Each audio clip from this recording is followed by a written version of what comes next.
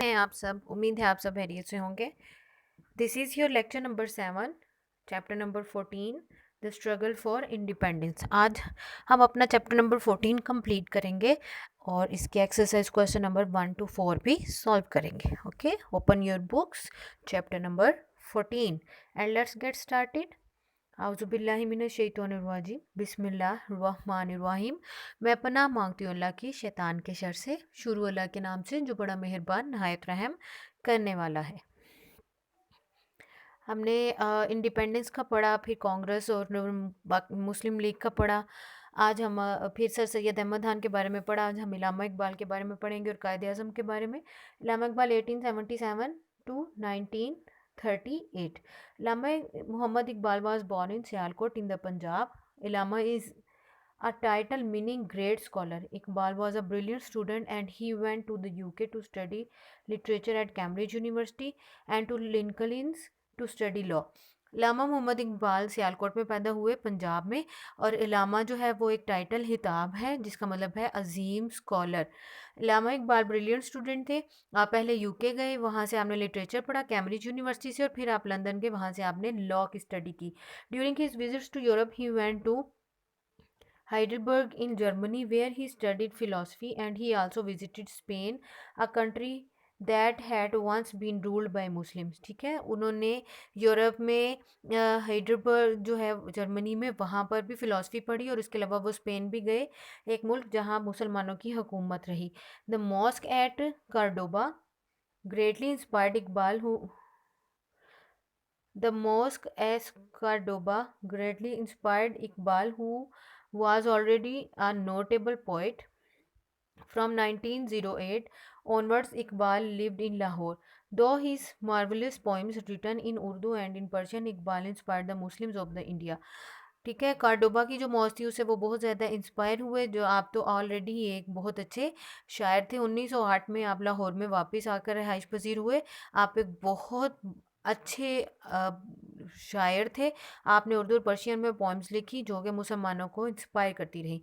In January 1932 he was noted for his literary achievements and become known as sir Mohammad Iqbal. 1923 में आपको इकबाल के नाम से, सर के नाम से नवाजा गया।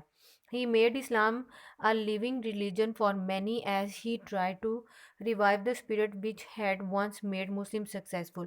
उन्होंने कहा कि इस्लाम रिलीजन है ज़िंदगी गुजारने के लिए, और उन्होंने कोशिश की कि मुस्लिम्स की कामयाबी के लिए उनमें जज्बे को जगाएं। 1930 it was Iqbal who first put to forward the idea that the Muslims of the subcontinent had to have their own independent state. All Pakistanis today owe him a great debt of gratitude।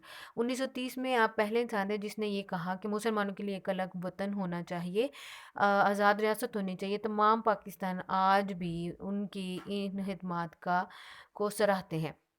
Iqbal died on 21st April 1938. His tomb is in the shadow of the बादशाही मस्जिद इन लाहौर।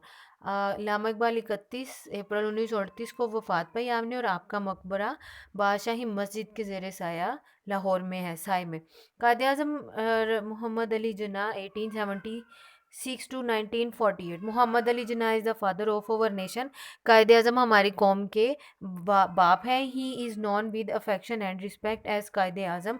उन्हें बहुत इज़्ज़त और एहतराम के साथ कायद आज़म कहा जाता है, विच मीन्स ग्रेट लीडर, जिसका मतलब है बहुत अजीम leader. Without his untiring efforts he could not be free and happy, we could not be free and happy in our own country today। उनकी थका देने वाली कोशिशों के बाद अगर ना होती तो आज हम अपनी एक आज़ाद मुल्क में फ्री और हैप्पी ना रह रहे होते, खुश ना रह रहे होते। Jinnah was born in Karachi on 25 December 1876। आप 25 दिसंबर 1876 को कराची में पैदा हुए। When he finished his schooling he studied in London to become a lawyer. On his return he went to Bombay. ठीक है, स्कूलिंग ख़त्म करने के बाद आप लंदन चले गए और वहाँ पर लॉयर वकालत की तालीम हासिल की। वो ऑन वापस आने पर ही वेंट टू बॉम्बे, वो मुंबई चले गए, Mumbai, where he practice law, जहाँ उन्होंने लॉ की प्रैक्टिस शुरू की। He was a member of the Indian National Congress and later become a member of Muslim League. In 1909 he was elected to the Imperial Legislative Council. आप Indian National Congress के member रहे और बाद में आप मुस्लिम league के member बने और 1909 में आपको लेजिस्लेटिव काउंसिल में इंपीरियल जो था इलेक्ट किया गया during the fight for independence. Imperial legislative council में आपको इलेक्ट किया गया था during the fight for independence. आज़ादी की जंग के दौरान the Muslims and Hindus in India disagreed over many things. Hindu और मुसलमान ने बहुत सी चीज़ों पर इत्तेफाक ना था। एट फर्स्ट पहले Jinnah worked unceasingly to bring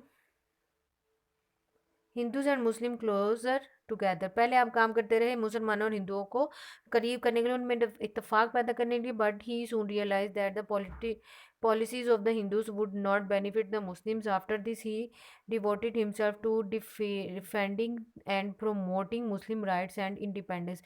लेकिन फिर उन्हें एहसास हो गया कि हिंदुओं की पॉलिसीज़ मुसलमानों को कोई फ़ायदा नहीं दे सकती। इसके बाद आपने अपनी लाइफ को डिवोट कर दिया, अपनी लाइफ वक़्फ़ कर दी मुसलमानों को, मुसलमानों के हकूक़ के और उनकी आज़ादी के लिए।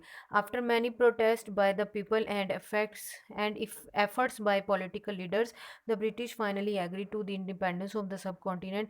बहुत ज़्यादा एहतजाज करने के बाद और लोगों के और पॉलिटिकल लीडर्स की बहुत ज़्यादा कोशिशों के बाद फाइनली बरतानिया जो था बरसगीर की को आज़ाद रियासत बनाने में आमादा हुआ। Without the sincere efforts and hard work of Quaid Azam there would be no Pakistan today.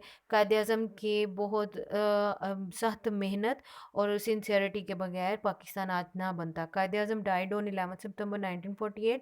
आप कायद आज़म 11 सितंबर 1948 को आपने वफात पाई। हिज मौसूलियम इज़ इन कराची और आपका मकबरा कराची में है। Exercise question answers. Question number 1, why were the Europeans interested in the east.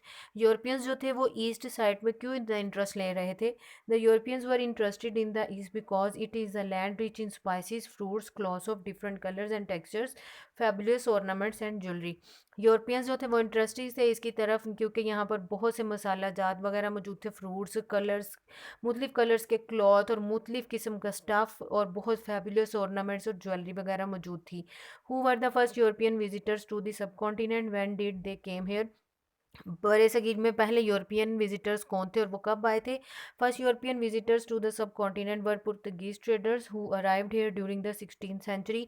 पहले यूरोपियन विजिटर्स जो यहाँ बड़े सगीर में आए वो पुर्तगीज थे, पुर्तगाली ताजिर थे और वो यहाँ पर 16वीं सदी में आए थे। Question 3, how and why did the British begin to rule the subcontinent. कैसे और कब कैसे और क्यों बरतानिया ने बरसगीर पर हुकूमत शुरू की। The British defeat the local Prince and the French. बरतानिया ने जो यहाँ के लोकल प्रिंस थे और जो फ्रांस था के लोग थे उन्हें शिकस्त दी। They take over the East India company. उन्होंने ईस्ट इंडिया कंपनी को भी टेक ओवर किया एंड बिगिन टू रूल और हुकूमत शुरू की। The rich land subcontinent. बहुत रिच लैंड जो था बरसगीर का वो जहाँ पर मुख्तलिफ़ किस्म की स्पाइसेस हर एक चीज़ मौजूद थी। Question 4, describe some of the things the British did for the subcontinent. कुछ चीज़ें डिस्क्राइब करें जो बरतानिया ने की बरसगीर के लिए। British introduce their language, architecture, politics and there ideas. बरतानिया ने यहाँ पर अपनी ज़ुबान, अपना आर्किटेक्चर, अपनी सियासत, अपने आइडियाज़ वगैरह जो थे वो इंट्रोड्यूस करवाए। They build roads, railways, large buildings. उन्होंने रोड्स, रेलवेज, लार्ज बिल्डिंग्स, बड़ी बड़ी बिल्डिंग्स बनाई। Telegraph lines for speedy exchange of news. News की एक्सचेंज को स्पीड अप करने के लिए उन्होंने टेलीग्राफ लाइन्स बिछाई। And education on the British pattern in the subcontinent. और एजुकेशन जो थी वो भी बरसगीर में ब्रिटिश पैटर्न के अकॉर्डिंग करती। Diary, do homework of given 4 question answers on your register and learn. आपने इन 4 क्वेश्चन का आंसर्स का आपने रजिस्टर पर होमवर्क करना है और इसको आपने प्रॉपरली लर्न भी करना है। Okay students, take care, best of luck, अल्लाह हाफिज़।